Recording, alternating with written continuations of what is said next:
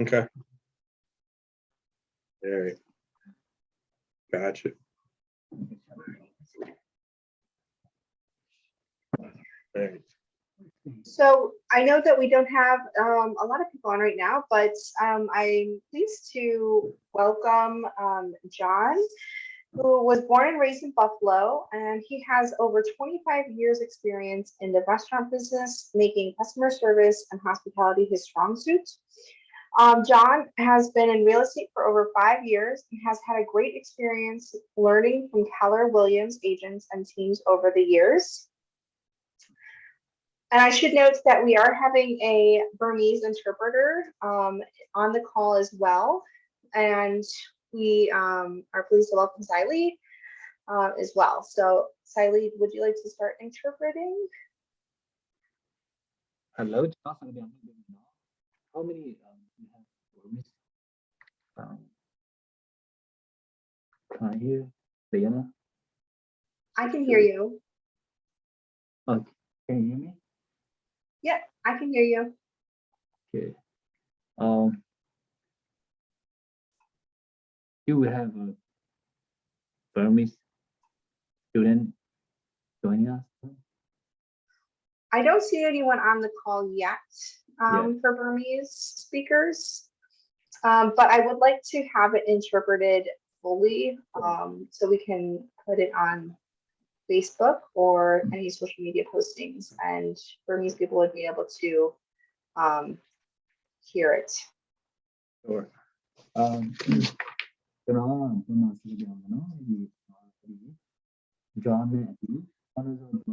voice a layer young was a little bit to our good man in layer young. Now,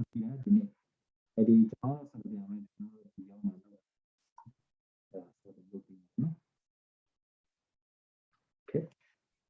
And John has had great experience working with and helping people from different cultures, such as refugees, finding the perfect home. John's not fit for me,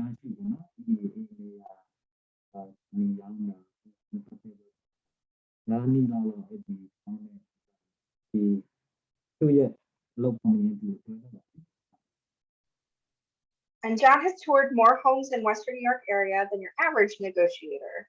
Whether it's navigating the way for first timers, trying to find the perfect distressed property, or providing help in the luxury market, he is here to help. Okay. Now the put around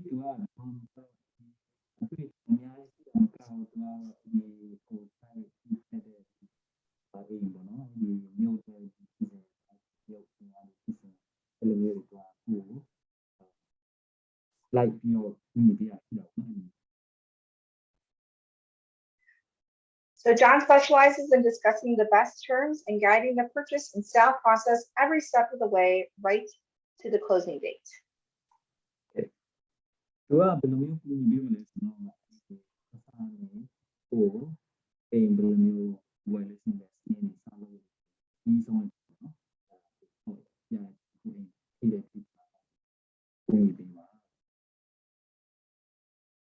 Okay, thank you, Siley. So I'm going to share my screen, and then we're going to get started on the home buyers workshop. Okay. Thank you. Thank you.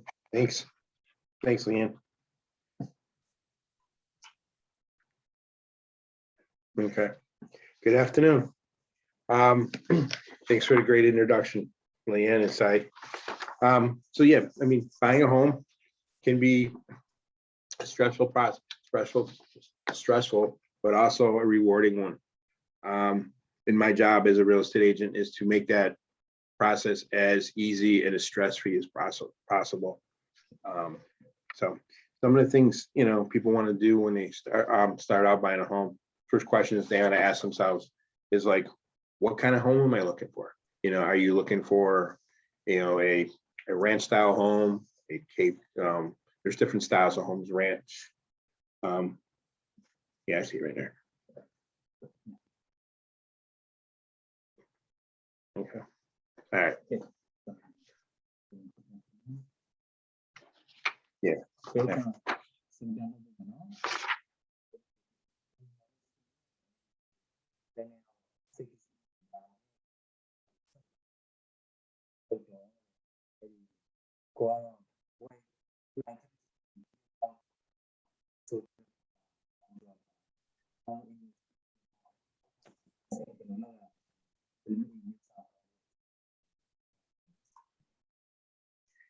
Yeah, I mean, you're not, and that's something, you want to have an idea what kind of home you want to look for. And as an agent, I'll help you with that as well.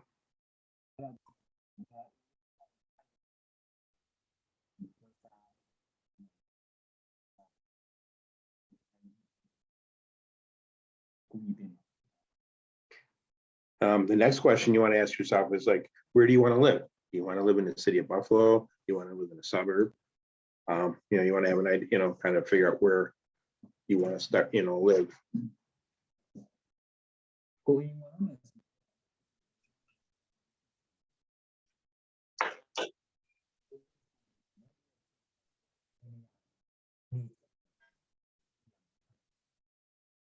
Okay. The third question is what are the must-haves in a home? In other words, what do you feel are the things you want in a home? Is it a driveway, a garage? How many bedrooms? Those are some of the things you want to think about. နောက်တစ်ခုကကိုယ်တက်ကိုယ်ကစီလာ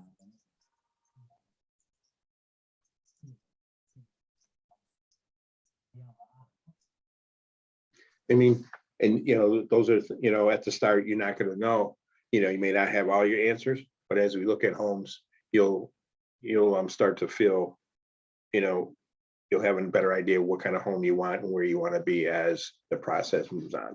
But it just helps to have an idea at the beginning. ဒီမဲ့ပေါ့ဒီပါတယ်ဒါနဲ့ပြောချင်တယ်ညာဒီကဒီက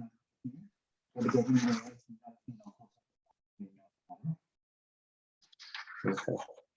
So we're down to the next one, buddy. All right. Next slide, please. All right. So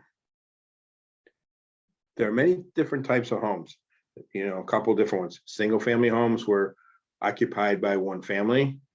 And then there's also multi-family homes, which could be, could house like anywhere from 2 families and up. Okay, so you အိမ်မျိုးစားကိုကိုမိသားစုညာဒီကနော်အခုဒီအိမ်မျိုးစား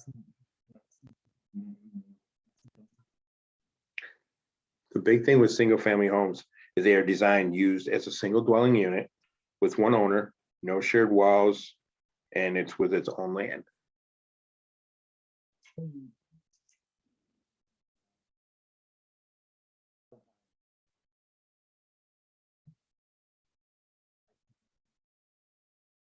Yeah. Whereas a multifamily home, okay, is a single building, but it's set up to accommodate more than one family separately. Like in some cases, a lot of cases, 2 families.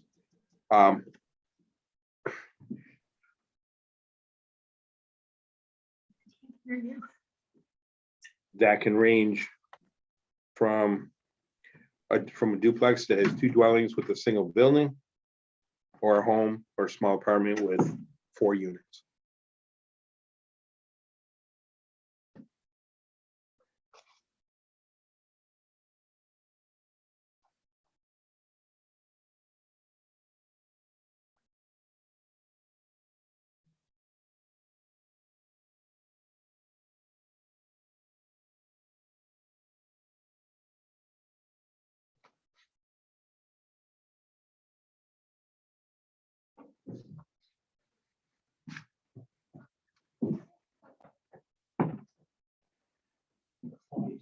It's okay, no problem. I'm gonna just go through with the multifamily. Or I don't know if you did that one. Okay. ဘာမှအမိသားစု အဲ့ဒီ single family ဆိုတော့မိသားစု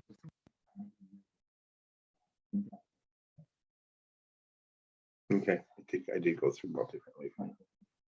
now do you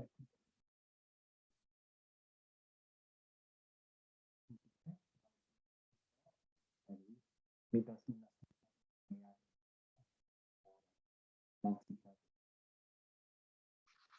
Okay, next slide. Okay, the next one is kind of important, and that's the location. You want to live in a rural setting, which is like country living, such as like the next one is a suburban type setting, a mix of both, a little bit of suburban, a little bit of country, such as like Tonawanda, Kenmore. The third one is urban, like urban living in the city, such as Buffalo or Niagara Falls. ပုံမှန်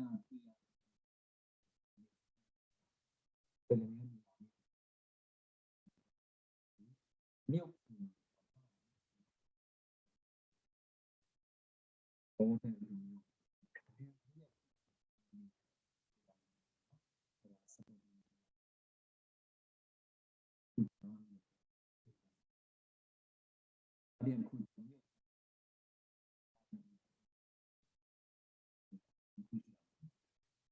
Yeah. I mean, when you're deciding where you want to live, you want to determine, how far you want to travel to and from work.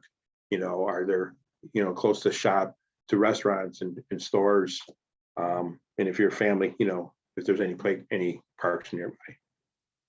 နောက်တစ်ခုကနောက်မဲ့ပြီးတော့ကြည့်ရမယ်ကိုလက်နဲ့နီးလာနေရာ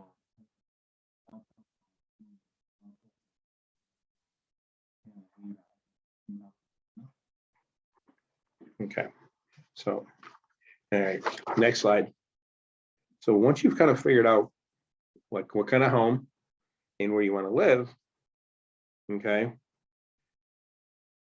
the next step is figuring out what you want in a home and what you can live without. ဟောနေရာပြီးထားပြီပြီးထားပြီကြာမှာဒီလိုလို Yeah, and those things that you want to consider is how many bedrooms you're looking for in a home, number of bathrooms, which will vary depending on the size of your family. Age of the home, do you want an older home or do you want something that's more modern and up to date that will probably be, less maintenance free? စဉ်းစားကြရအောင်ပြ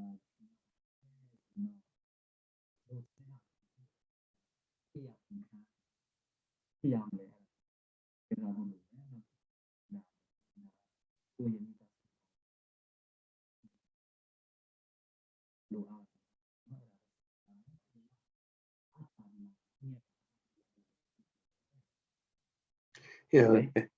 Next couple of things is, is a garage important with a driveway?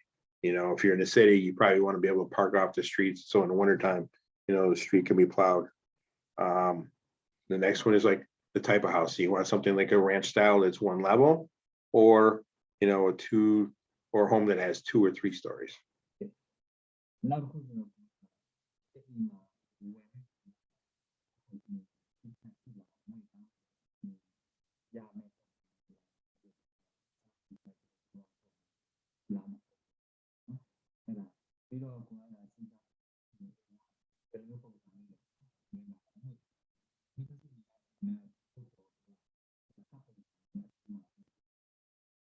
ဒီလိုမျိုးလို့ And one of the other things you want to consider is, the accessibility at home. Does somebody have any kind of physical challenges, in a wheelchair? Do they get around in a wheelchair or a walker or something? You want to make sure that home is going to fit the needs of that person so they can access the entire home. Not any plus one because they are any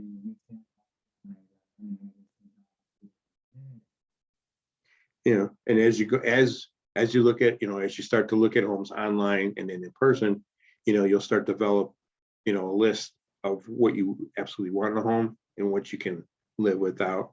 And that list constantly changes through the process until you find that home. What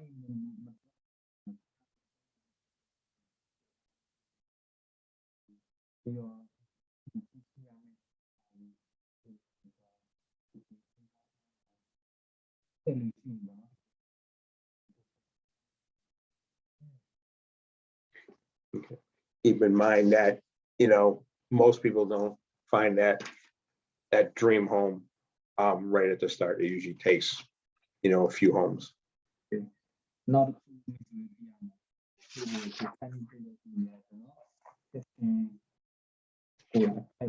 เราจะทำที่ไหนเนาะผู้ชายตัวตุ้ยอาจจะมีที่ไหน Hey, next slide.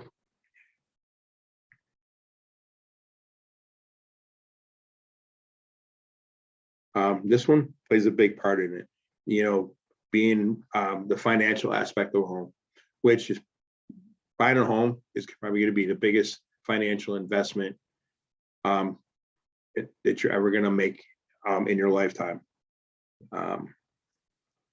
เรา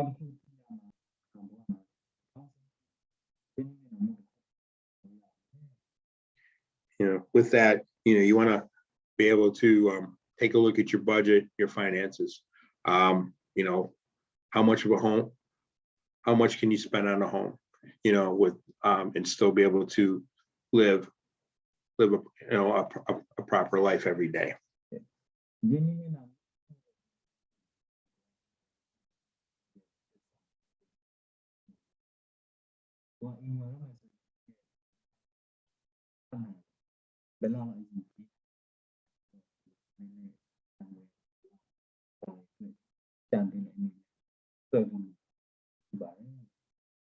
A couple of things is, what's your credit, some of the things that play an important part in being financially is what your credit score is. Do you have enough money to put down on a home?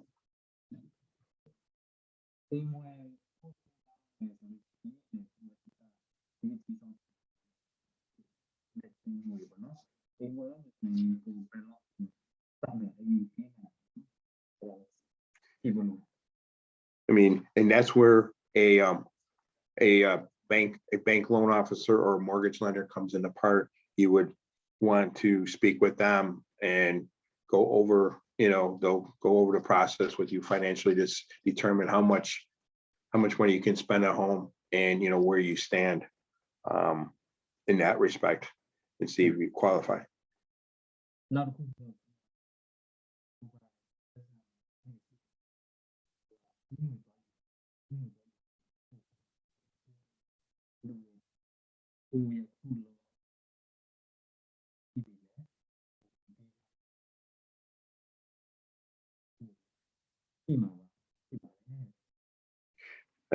One of the first things the lender will tell you is that you should not spend any more than 25% of your normal monthly income on a home, so that you're like I said, you're not having to shortchange yourself in everyday living.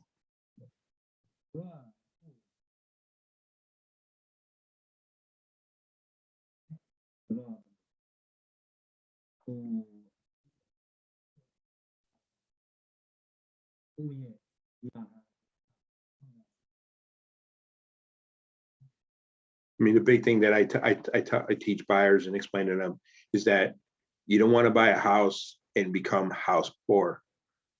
Meaning, all you're doing is working every day to pay the mortgage and not able to, do things in life, go out, take the kids out to a restaurant or a park.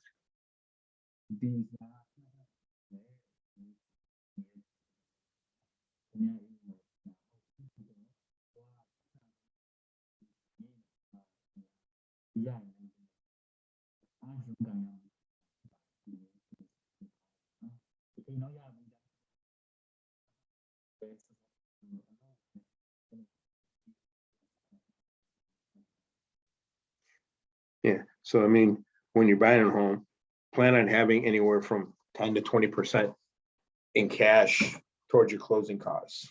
I'm sorry, as cash for the down payment on the home. แต่ต้องพูดแค่ได้หนึ่งและส่งดาวน์เพย์เมนต์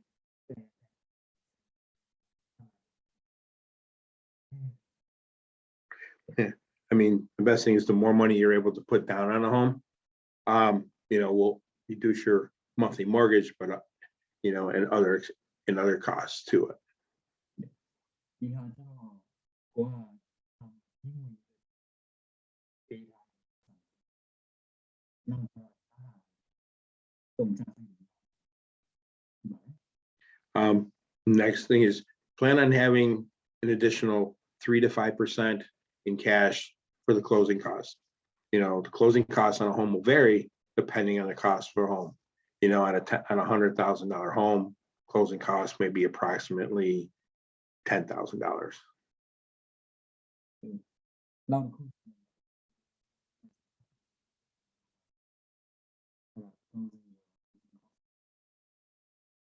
คุยยากเอาหนึ่งจะเป็นเหมือนตัว And another thing that you want to keep in mind is that once you do find that home and you close on it, you got to plan on increasing your budget so that you're able to pay the utilities, maintenance, repairs, and upkeep on the home. It's great at the start to have a new home, but you want to be able to maintain that home for several years. Now,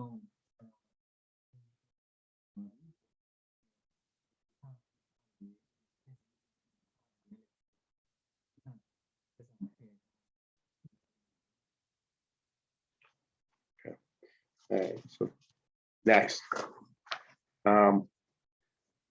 So here's an example of a budget, before, you want to have a pre-home budget and a house budget. An example is Josie and Jesse's. Jesse and Josie are looking to buy a home. So they write down in their budget and take down how much, figuring out all their expenses. What do they donate to charity? Savings. They're renting a home, how much in rent every month? Utility costs, food, insurance, like with health insurance. If they have a car, or other transportation, what they're spending each month on transportation. Then there's their health insurance, personal expenses for miscellaneous things. Recreation. In this case, their total expenses each month is like $5,000. เรียนตัวเสียก็มองว่า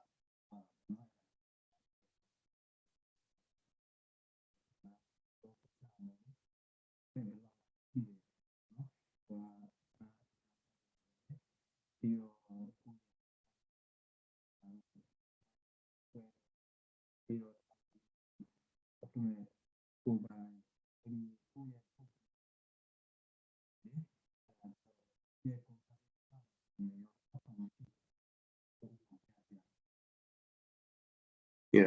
So then a house budget, an example of a house budget for Josh and Jesse is one where, also once you get that home, you've got the additional utility costs.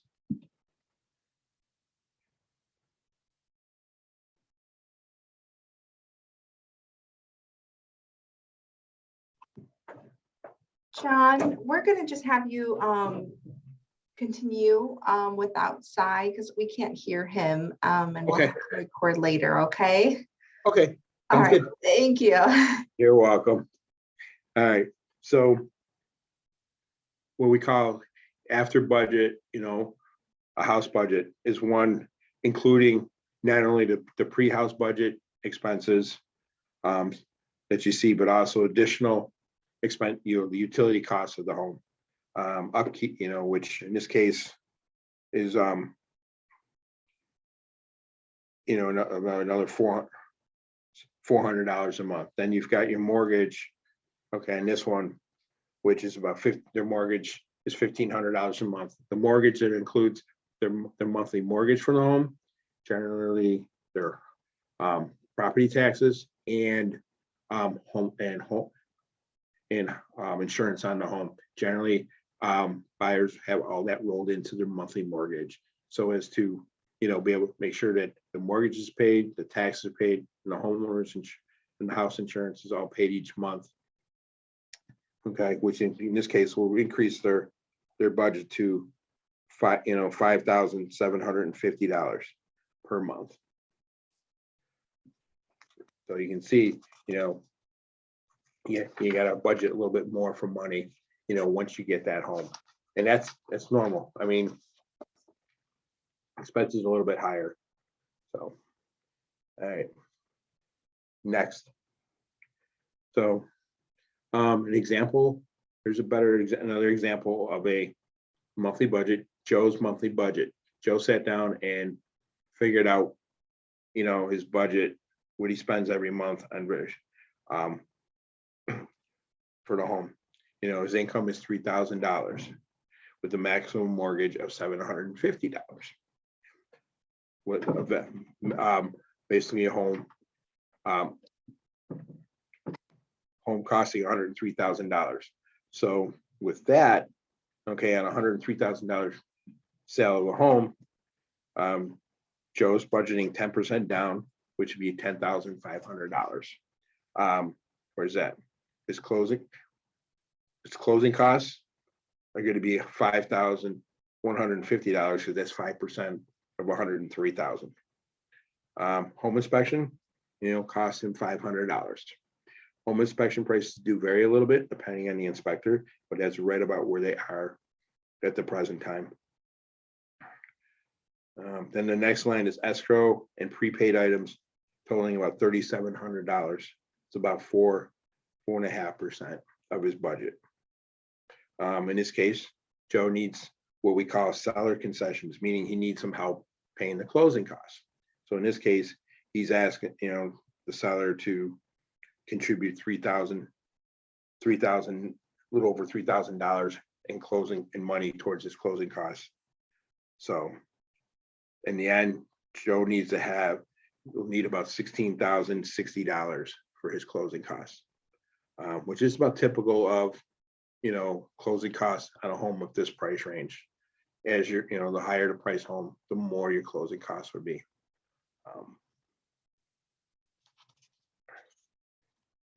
So next. All right. So next step is how much money do you need, in buying a home? In other words, basically, what is everything you're paying for in a home? Okay, and there are many items that in the closing costs that you're paying for. One of the first things is the down payment, as we talked about. Basically, is the down payment. If you buy $103,000 home and you're going to be able to put $20,000 down to it, so you're going to be financing about $83,000, which will lower your monthly payment. Okay, the escrow consists of your monthly mortgage payment to the bank, homeowner, the monthly homeowner's insurance, which homeowner's insurance runs approximately $700 a year per home, and then there's the property taxes. So let's just say if there's $3,000 on a property taxes on a home, you would break that down, and that comes out to, bear with me a second, I just got to quickly fill that up, calculate that.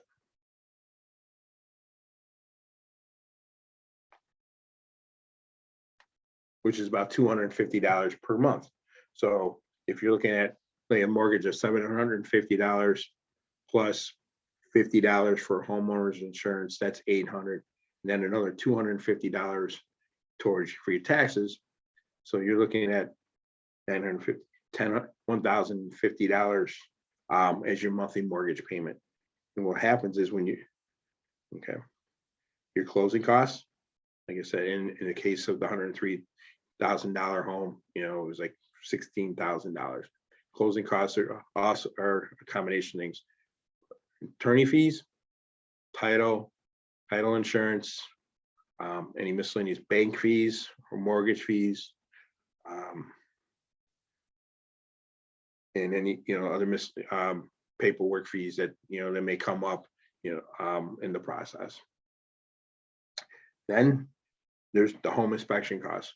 Home inspections do range anywhere from $430 up to about $500, depends on the property and you know, the size of the property and the type. But that's worth, you know, a home inspection is worth the money, so you know what the home is about. Then you inevitably, once you close on the home, you get your moving costs. So that'll vary depending on how, if you move yourself or if you hire a mover to help you move. Most people generally will move a good portion of their home on themselves. Moving, you know, it could be, I mean, if you had somebody hire somebody to help move, you could be paying maybe, you know, $500, $1,000, depending on what that person's moving and the distance from your old place to your new place. Lastly, the other thing is you got to take into account is repair costs on the home. You know, there are things you need to upkeep every day, every month. You know, you want to check your furnace, your hot water tank. You know, there's the normal upkeep of the home. You know, if the faucet breaks, you want to repair that. You know, if you had something went wrong with your furnace and you had to replace it, you could be paying $3,000. Sounds scary, but you know, those are things when you're a homeowner, you know, you gotta kind of want to you start building a budget for those you know, to repair or replace those things down the road, and so forth. So, I mean, it is, like I said, buying a home is the biggest investment, but it's also rewarding because, you know, you're able to build equity in a home. And equity is something where after you've paid off a good portion of the home, eventually you'll have, you know, money that equity in a home. It'll become more valuable down the road. Okay. All right. Responsibilities of owning a home. Very important. When you buy a home or another piece of property, whether it be a home, a business, or whatever, specifically home, you are 100% responsible for all maintenance and repairs. If you don't upkeep your home, you know, if you buy a home that's in really nice shape and you don't maintain it, you will eventually, your home will start falling apart. You know, whether it be, you know, window that doesn't open or doors that, you know, become damaged due to everyday use or something, basement, you know, inevitably sometimes things do happen to a basement. You know, maybe for whatever reason, the age of the home plays a big part in it. The older the home, the more the maintenance costs will be. You know, maybe you got to do some repair work to the basement walls. You know, maybe there's some water leaking in or something. Or exterior, you know, it's the roof. The biggest thing it costs for a home repair is the roof. Roof lasts on the average about 20 to 25 years. And once they get old and, you know, they will need to be replaced. So, you know, that's probably one of the biggest repair costs you'll see, you know, when you're owning a home. And, you know, obviously you're responsible. Big thing is you're responsible for paying the mortgage on time, utilities, taxes, you know, whether it be property taxes, local or school, you know, all that. If you don't pay those on time, those will affect your, you know, your credit score and your credit worthiness. And you always want to maintain those on top of maintaining your home. That's why it's very important that you buy a home that you can afford, you know, easily without, you know, stress or other complications. So, right. Next, challenges in home ownership, and there are a lot of challenges. Okay, yes, you know, you want to maintain your home so it looks nice or improve it. If it's a home that needs repairs, you know, you're going to want to do things over time to repair it. the big thing is if you don't keep your mortgage payments up to date, and that's referred to as and you get behind, banks will, it cause you problems. The banks will start asking you, hey, you've missed 2 monthly payments, and try to work with you to, get that up to date. That's referred to as defaulting on they call it defaulting on your mortgage. And that's something you don't want to do, is get behind on that, because it'll just make your financial, tougher to pay, get caught up. So it's important that if you're finding yourself in a difficult situation, paying your mortgage, get a hold of your mortgage lender as quickly as possible. Because some of the risks in foreclosure and bankruptcy, okay, foreclosure is the legal process where your mortgage company takes ownership of your home. Now, the foreclosure process is just doesn't happen overnight. It takes a number of months. Banks have to, reach out to you and notify, hey, you're 3 months behind on your mortgage. What are you going to do? How are you going to get back up to speed? What can we do to help you to get you back on track with your mortgage? So it's important you work with your lender at every step of the way. Okay. If you fail to respond, then they could start to possibly, foreclose, what they call foreclosure in your house, basically take ownership of it. In which case, if that happens, at some point you're gonna, be told you need to leave your house. And that's something I don't want to ever, see somebody do, is to be, after spending all that time and money to get the home, and suddenly to find themselves in a situation where, they have to leave their home because the bank takes it over. You're not going to recoup any of that money. Okay. The bank's going to take the home over. They're going to do what they got to do, put it on the market, sell it to pay whatever you owe on that mortgage. And then it pushes you into, a situation of finding somewhere else to live. And you may not be able to, you probably will end up renting versus getting into, buying a home for a short period of time.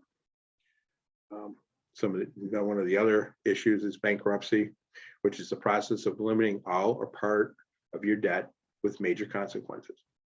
When you do file for bankruptcy and you're using that to, hey, I can't pay off my, if you have a debt of $20,000, $80,000, and you're not able to pay for it, because your home's included in that, you have the opportunity to file bankruptcy, but that severely impacts your credit for a period of at least 7 years.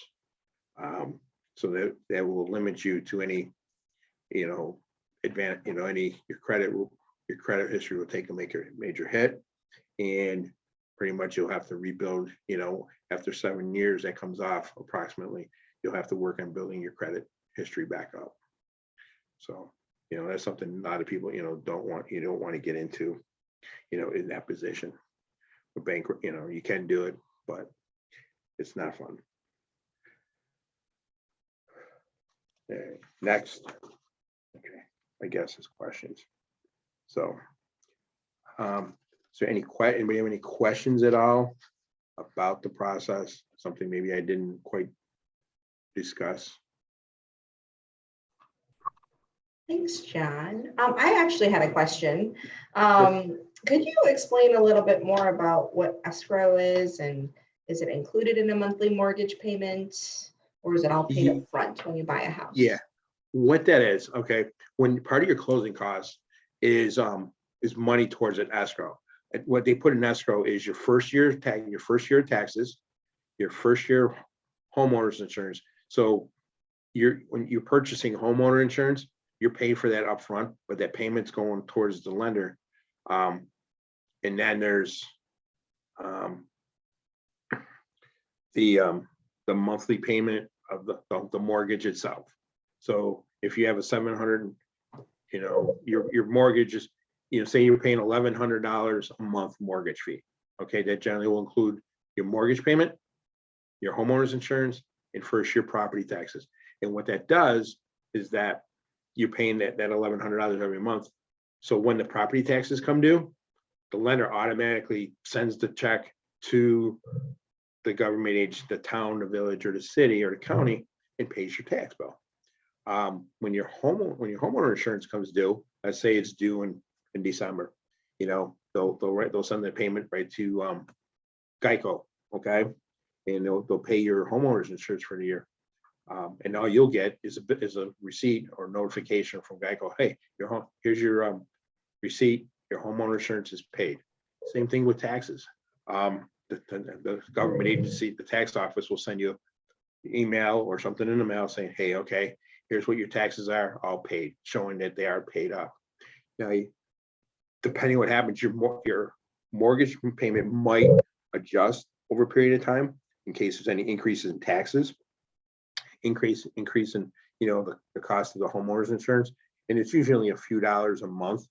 So if they got the town, Cheektowaga, for example, reassesses your property, and instead of paying $3,000 in taxes each year, they say, okay, well, you owe us $3,400 a year in taxes. So they'll take that $3,400 and divide it by 12, and then they'll increase the mortgage payment accordingly. But the escrow is at the beginning, at the start of the closing process. So you had that money up front for the upcoming year for all those. Okay. So for the first year's taxes, let's say I bought a house in November. Would I pay November, December, and then until the next November, or just for those 2 months? It'll be based on when each town's a little different when property taxes are due. So let's say you buy a home in November and property taxes are due in June. Okay, so it'll be a prorated fee from November to June of the upcoming year. Oh, I see. They'll prorate it. So then when June of the following year comes up, obviously then you're starting to pay the taxes for the full year, but it'll be a prorated rate because you're already halfway through the tax the year for that. Oh, okay. All right. I don't see any other questions. But thank you. And next week we'll be doing how to find money for a house and finding a real estate agent. And we will be doing that hopefully with the Burmese interpreter and getting that all set up for you guys next week at 3 o'clock. So thank you all for joining us. Thank you, John, for presenting and giving us your advice and knowledge. And we hope you have a wonderful day. Thanks. If anybody's got questions, please reach out to me at any time. Awesome. Thank you, John. Thank you, Leanne. Have a good one.